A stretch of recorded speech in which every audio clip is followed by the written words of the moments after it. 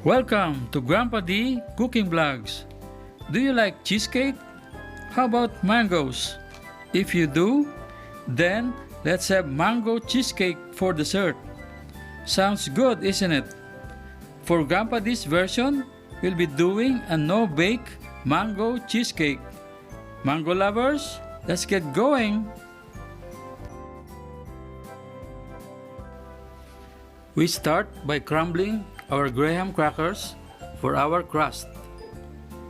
You may use the old method of pounding the cookies in a plastic bag with a rolling pin, or you can do away with store-bought graham crumbs. It's your choice.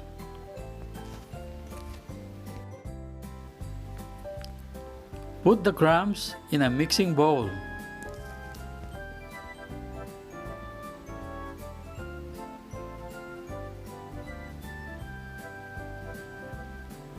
And then add sugar,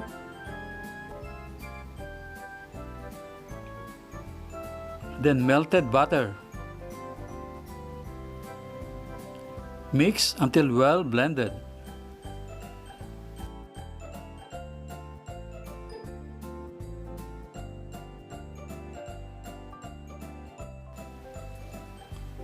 Line your pan with parchment paper or use a decorating plate for easier removal from the pan. Spread the crumb mixture in the pan and press into the bottom to form the crust.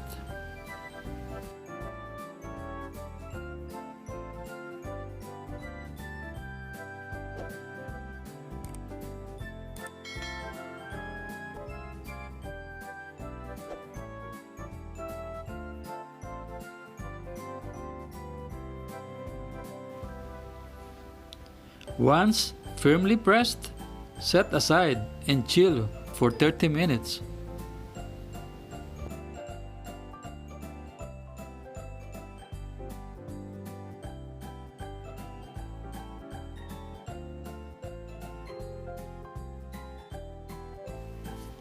While chilling the crust, we prepare the cream cheese mixture with cream cheese softened 30 minutes before to room temperature.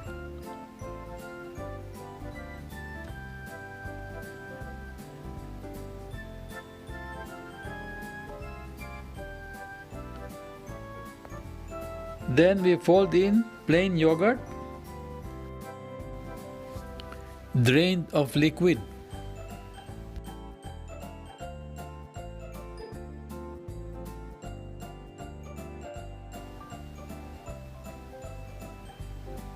And then we add sugar.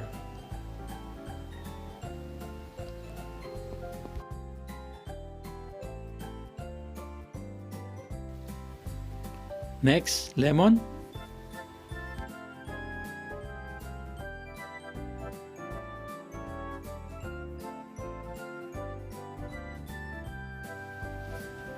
And then whisk heavy cream until well incorporated, but not overmixed.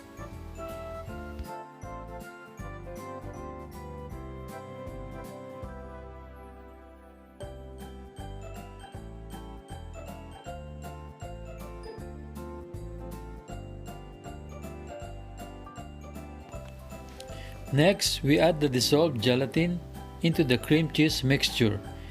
We use light yellow colored gelatin since we're doing mango cheesecake.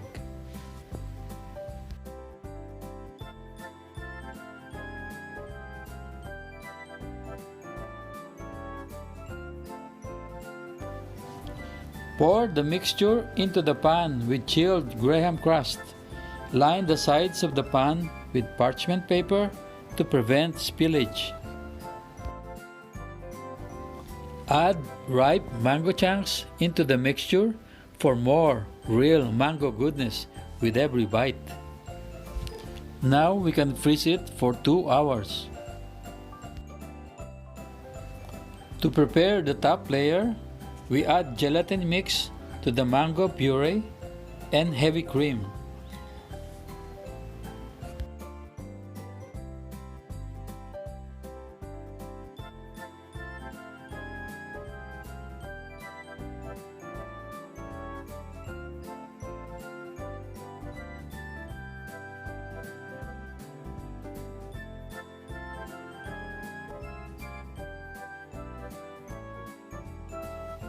To add volume to the mixture, you can use a mixer at low speed until you get soft peaks. Pour the mango jelly on top of the chilled cream cheese layer. Freeze for 1 hour.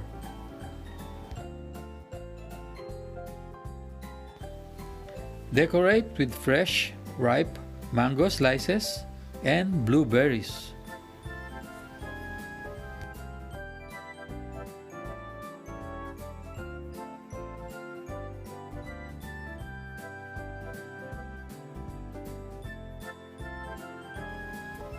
Decorate your cake to your heart's delight.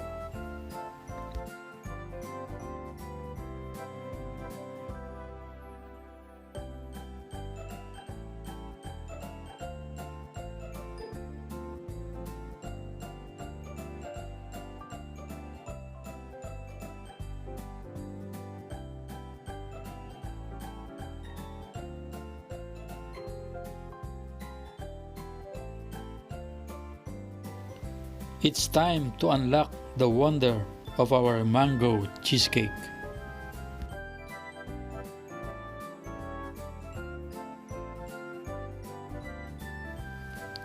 Now unwrap to reveal its delicacy.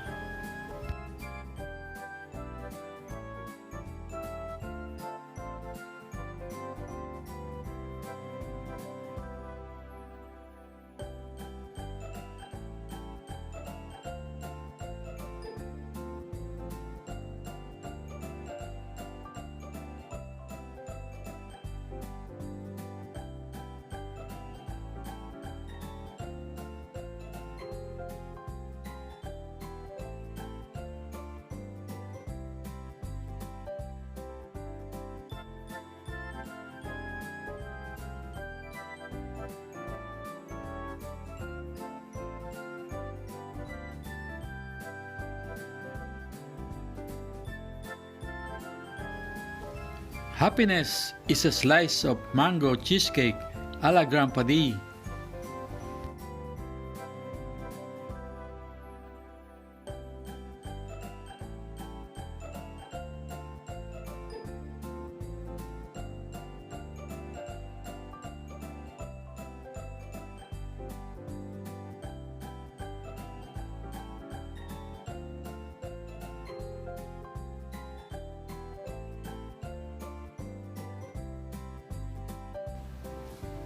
Sweet reward after a long wait.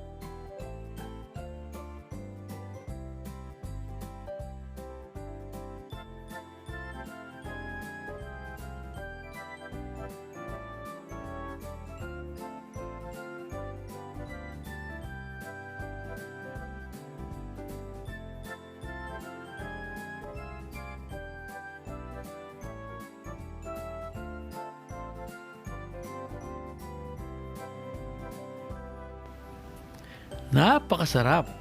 Isa pa nga.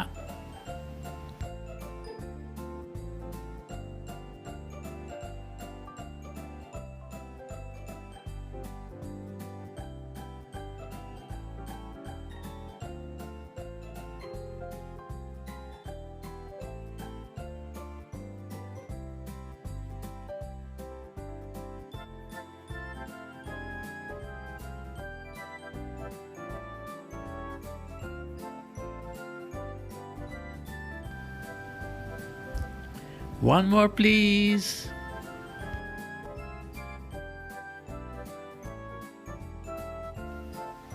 If you enjoyed this video, please subscribe and hit the notification button for upcoming videos. For the complete recipe, please click the description box below.